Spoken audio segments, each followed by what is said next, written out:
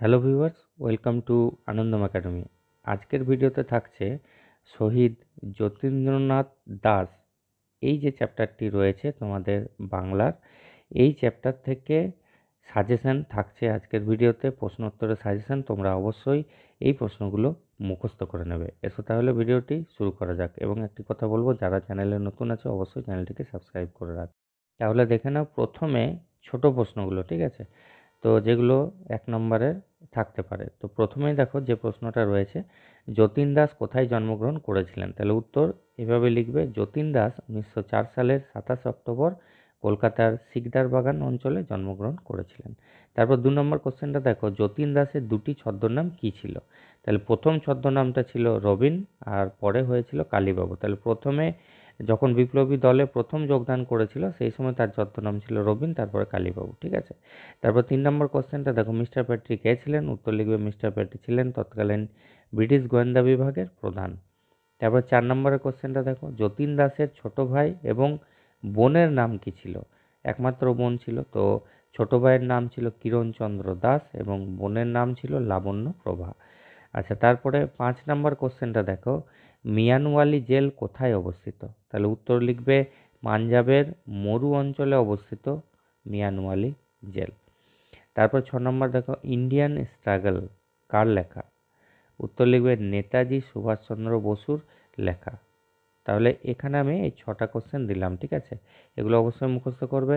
এরপরে কিছু বড় কোশ্চেন আমি দিয়েছি এই চ্যাপ্টার থেকে, সেগুলো একবার দেখে নাও।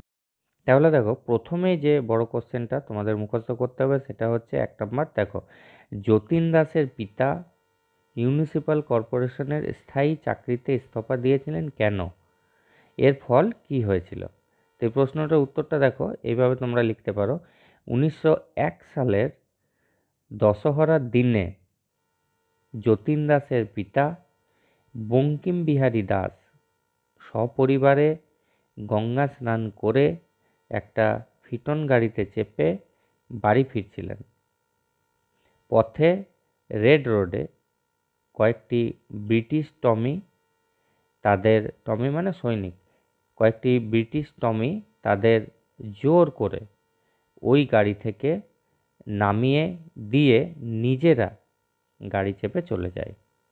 বঙ্কিমবাবুকে ছেলেমেয়ে নিয়ে হেঁটে বাড়ি ফিরতে হয়েছিল। এই অপমানের প্রতিবাদেই যতীন দাসের পিতা মিউনিসিপ্যাল কর্পোরেশনের চাকরিতে ইস্তফা দিয়েছিলেন। এবার সেকেন্ড কোশ্চেনটা ছিল, এর ফল কি হয়েছিল? তাহলে উত্তরটা এইভাবে লিখবে যে এর ফলে বঙ্কিমবাবুর পরিবারে হঠাৎ দারিদ্রতা নেমে আসে। তিনি একটি স্টেশনারি দোকান খুলে সংসার চালানোর চেষ্টা করেন। ফলে তাকে আজীবন দারিদ্র ও দুঃখের সঙ্গে লড়াই করতে হয় আর কি। এটা করতে হয় হবে, করে লেখা আছে। নেক্সট কোশ্চেন 2 নম্বরে দেখো, 14 জুন 1929 যতীন দাসকে কেন গ্রেপ্তার করা হয়?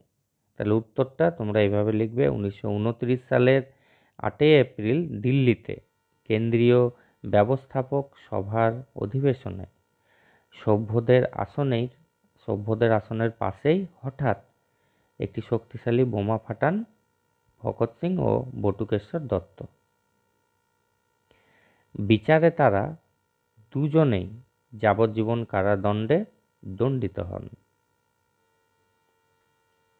কিন্তু এই ঘটনার পিছনে ভারতব্যাপী এক বিশাল পরিকল্পনা আছে সন্দেহ করে তদানীন্তন ব্রিটিশ গোয়েন্দা বিভাগের প্রধান মিস্টার প্যাট্রি নিজে পুনরায় তদন্ত শুরু করেন।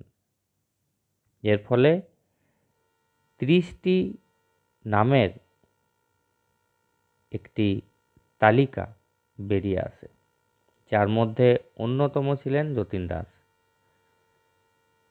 কাল বিলম্ব না করে লাহোর কনস্পিরেসি কেস এর অন্যতম অভিযুক্ত আসামি হিসাবে কলকাতার প্রকাশ্য রাজপথ থেকে যতীন দাসকে গ্রেপ্তার করা হয় 14 জুন 1929 তারিখে। আচ্ছা, এবার দেখো 3 নম্বর কোশ্চেন। 3 নম্বর কোশ্চেনটা কি দিয়েছি দেখো, 1929 সালের 13ই জুলাই অনশন শুরু হয় কেন?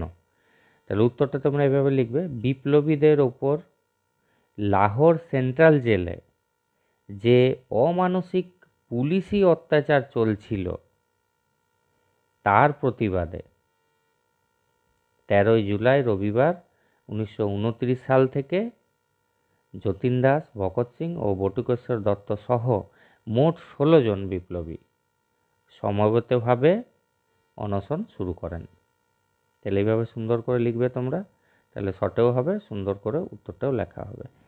আচ্ছা, এরপরে 4 নম্বরটা দেখো, অনশন করার আগে যতীন তার সহযোদ্ধাদের কি অঙ্গীকার করান?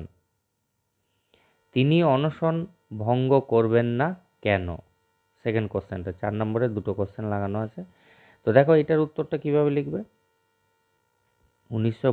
প্রথম কোশ্চেনটা, অনশন করার আগে যতীন দাস তার সহযোদ্ধাদের কি অঙ্গীকার করান, তা উত্তরটা এভাবে লিখবে, 1929 সালের 13ই জুলাই লাহোর সেন্ট্রাল জেলে অমানসিক পুলিশি নির্যাতনের প্রতিবাদে